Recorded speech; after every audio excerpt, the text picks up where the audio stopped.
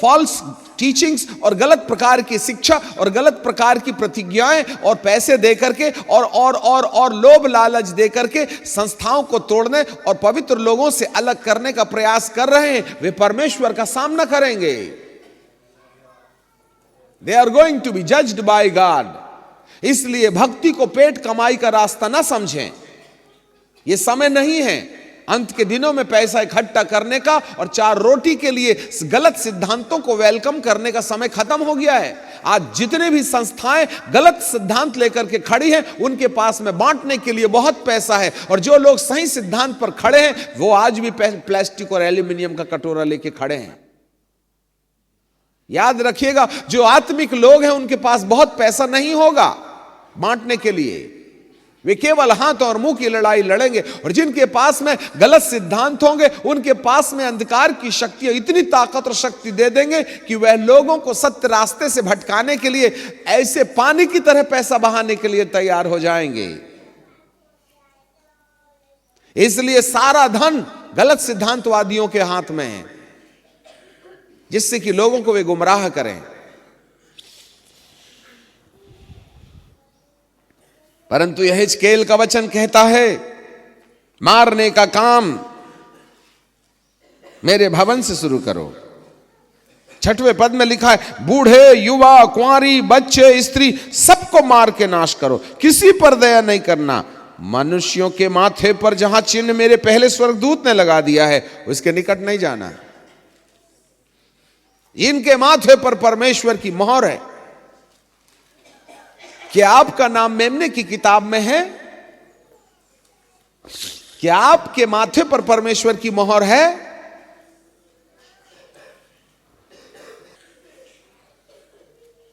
मेरे पवित्र स्थान से आरंभ करो। और उन्होंने पुर्रियों से आरंभ किए जो भवन के सामने थे। The first judgment will come upon the people of God। सबसे पहला न्याय पादरियों के ऊपर से आएगा,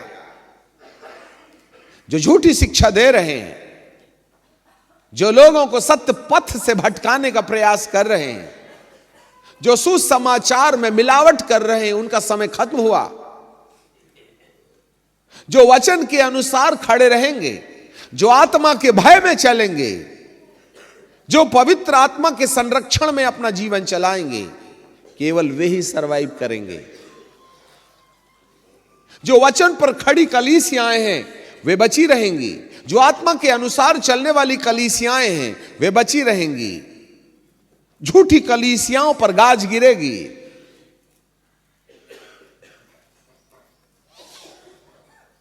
भविष्यवाणी के पूरे होने का समय आ गया है।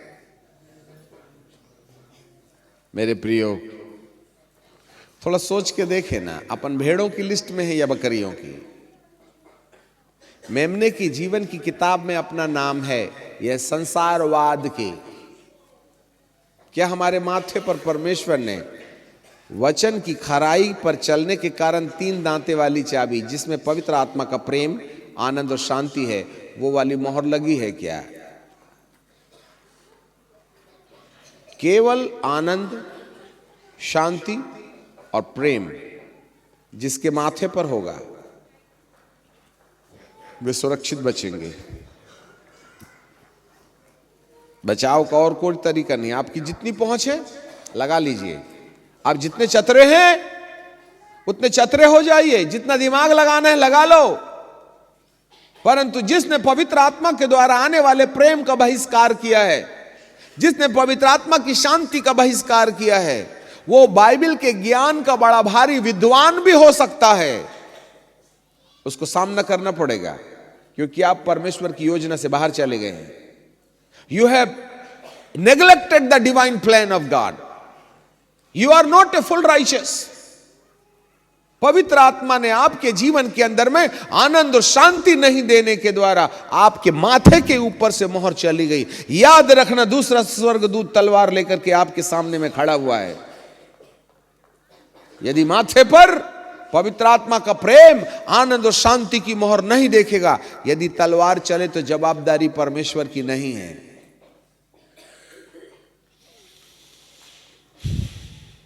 हालेलुया। प्रभु को एंटी क्राइस्ट का साम्राज्य लाने की कोई जोर जबरदस्ती नहीं है। क्या करें, मेरे लोग नहीं सुनते ना।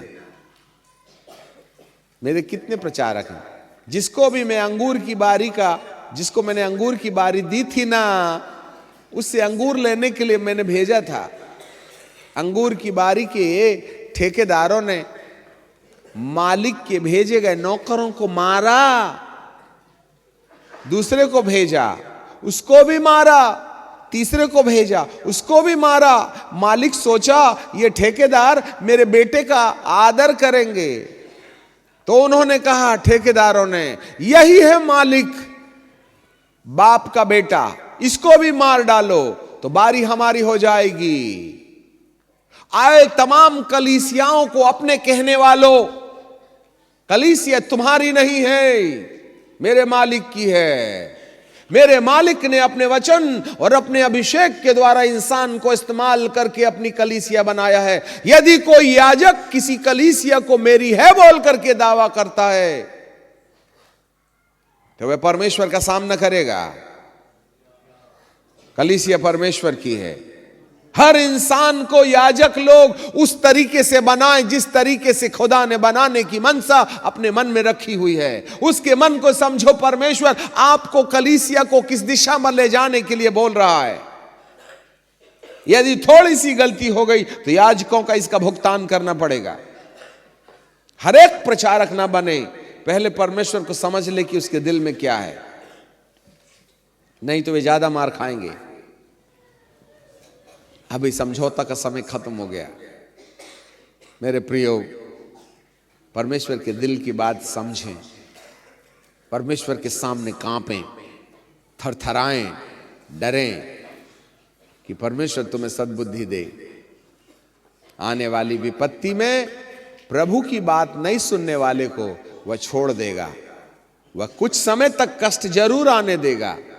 ये कष्ट इसलिए है कि लोग मन फिराएं।